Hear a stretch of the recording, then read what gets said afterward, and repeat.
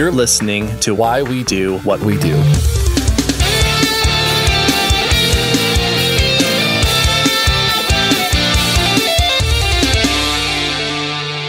Welcome to Why We Do What We Do. I'm your host, Abraham. And I'm your host, Shane. We are doing a Why We Do What We Do mini, talking about one little topic that we can unpack in hopefully 15 minutes or less. And this is going to be a super heavy, ultra mega philosophy-oriented episode. In 15 minutes. Yes.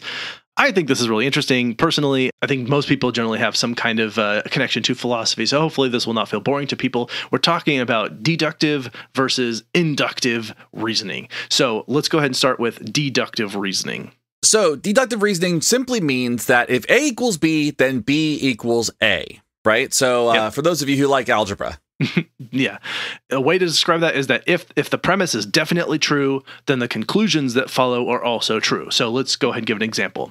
If it's true that the premise that all rain falls from clouds, then it is true that it does not rain where there are no clouds. Right? That is a deductive reasoning statement, because we start with our premise, we assume our premise is true. If our premise is true, then a statement drawn from that premise is then also true. Right. So again, if A equals B, then B definitely equals A, right? Yeah. So another one would be if it is true that all people named Shane have tattoos, then if I meet somebody named Shane, he will logically have tattoos. So far, that's been true, actually. So yeah, this is the deduction. The premise is true, then the conclusion must also be true.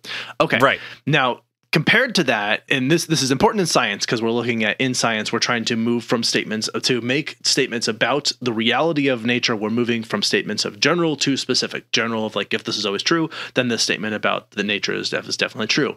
But there's another way of asking questions, another way of forming statements about nature, and that would be inductive reasoning. So in inductive reasoning, it's inductive. If a pattern is observed, then you assume that the next thing that will happen as a result will also be true. So that, and they call that, another way to call that is conjecture. Right. So if I find a book at a store that's on sale for 50% off, and then another, then I might expect that the next one is also on sale. So you kind of just make a guess on like, I expect this next part of the pattern to continue. Yes. Or if I observe that one kid gets better at math as an outcome of frequent, repeated, timed practice, and then another kid, and then another, and then another, as I've now seen for like hundreds of iterations now, then I might then conclude that the next kid will also get better at math as an outcome of working on math in that particular way. Right. Or if one person has an extra chromosome and has specific physical and health characteristics, then another, and then another, millions of times at this point, I might predict this, that if I see a child in utero, I won't because I'm not a pediatrician, but if I did, then I might conclude that that child will have Down syndrome. And if that extra chromosome is identified, then they will. Yes. Okay. So that's sort of the inductive reasoning version of things. Now, a famous philosopher of old named Karl Popper, who had many things to say, but one that he said is that he felt like deductive reasoning is the best route for science, and that science should only do deductive reasoning, and that to do so, scientists should phrase all claims as falsifiable statements.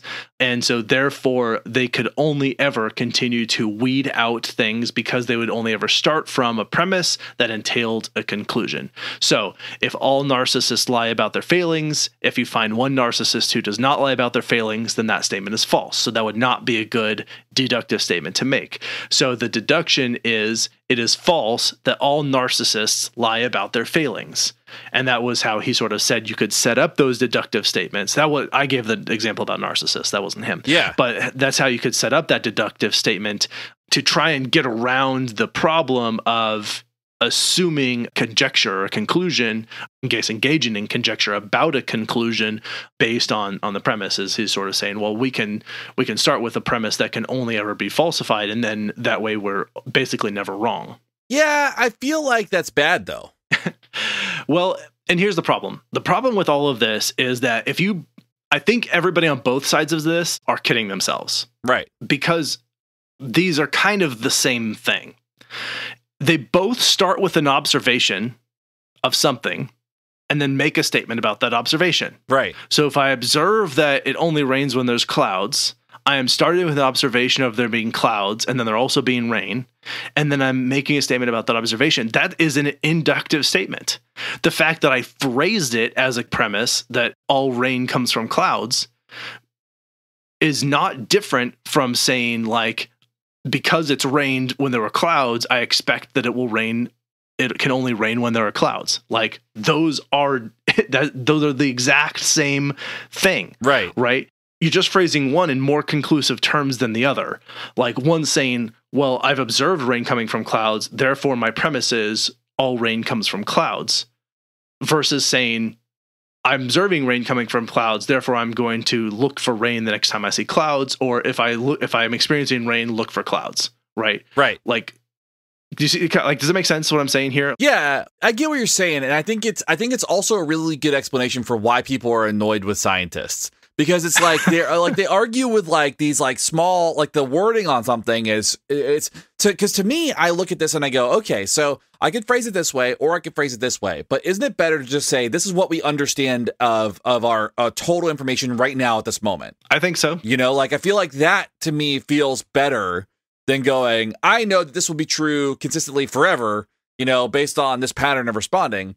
And maybe there are some things that are like that, but it's not for everything. And I think to isolate into a single way to maybe present a question becomes a different problem too.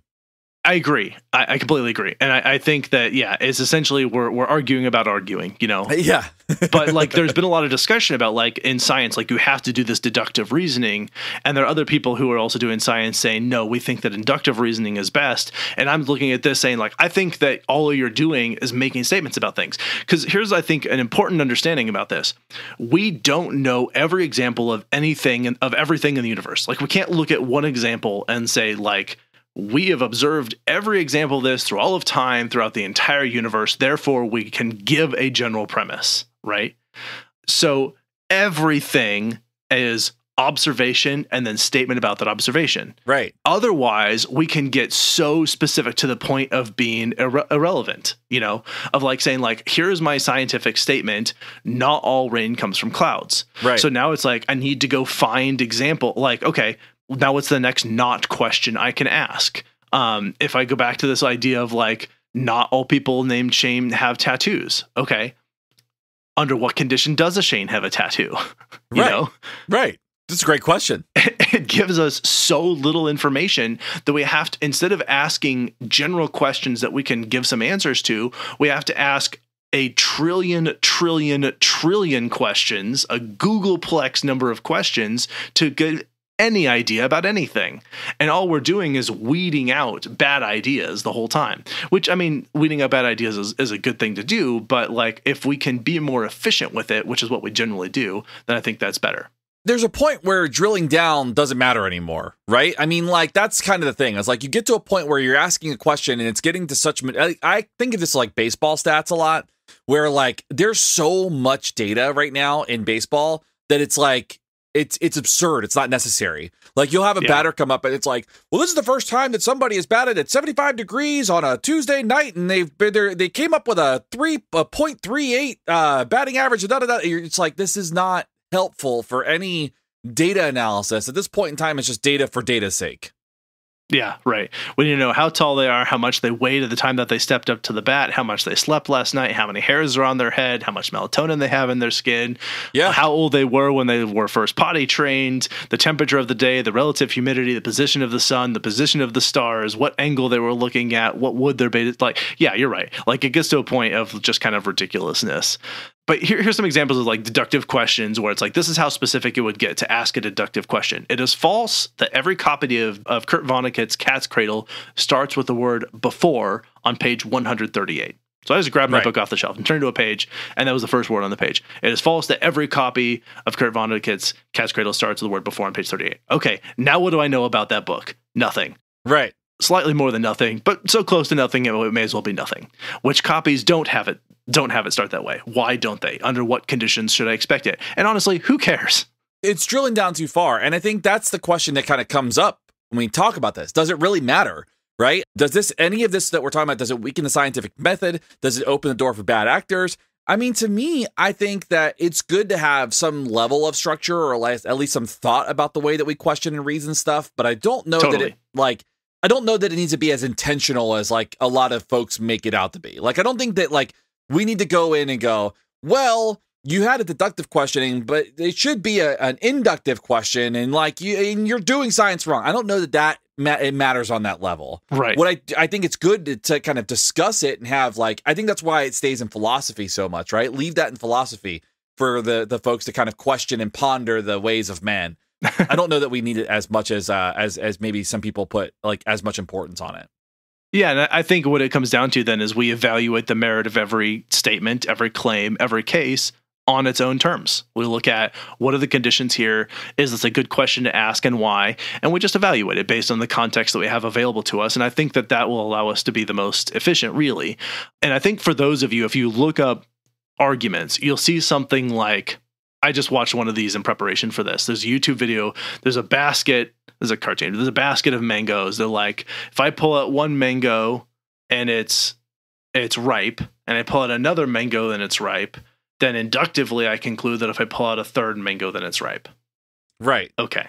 It might not be ripe. Like it might be unripe, right? It could be possible that there's unripe mangoes in the basket. Right. Here's the problem with that as an example. Nobody's trying to do that in science. Right. No one's looking at two mangoes and assuming that tells you something about the third. What they look at is when people are doing these, they look at large patterns. Right. And like whether you call that or in deductive reasoning, because they look at a large pattern, state a premise, and then state a hypothesis from that premise, or they do an inductive reasoning, they look at a large amount of data and then they state something about what they seem to be going on in that data.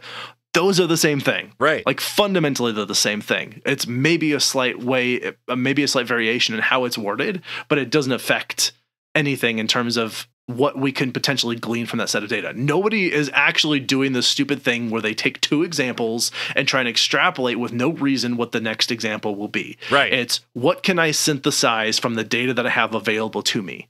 And do I state that as a general or a specific premise? Right. You know? Right. Exactly. That's exactly it. Okay. So that's inductive and deductive reasoning, everybody. Yeah. Hopefully it was helpful for you. Yeah. Do you agree? Do you disagree? I think mostly we can put this... Personally, I think we can put this argument to bed. I think that everyone is getting all up in arms about nothing, and that there's no fundamental difference between these two ways of going about solving something. And if you disagree, let me know in the comments. You can email us directly, info@wwd.podcast.com. You can leave a comment or a rating and review. And if you did agree with us, then hey, consider supporting us. You can join us on Patreon. You can pick up some merch. You can tell a friend, all those sorts of things. Exactly. Anything I'm forgetting before we close this one out? No, I think that covers it. Thank you for listening. Thank you for recording with me today, Shane. Why We Do What We Do mini is out. See ya. You've been listening to Why We Do What We Do. You can learn more about this and other episodes by going to www.wwdpodcast.com. Thanks for listening, and we hope you have an awesome day.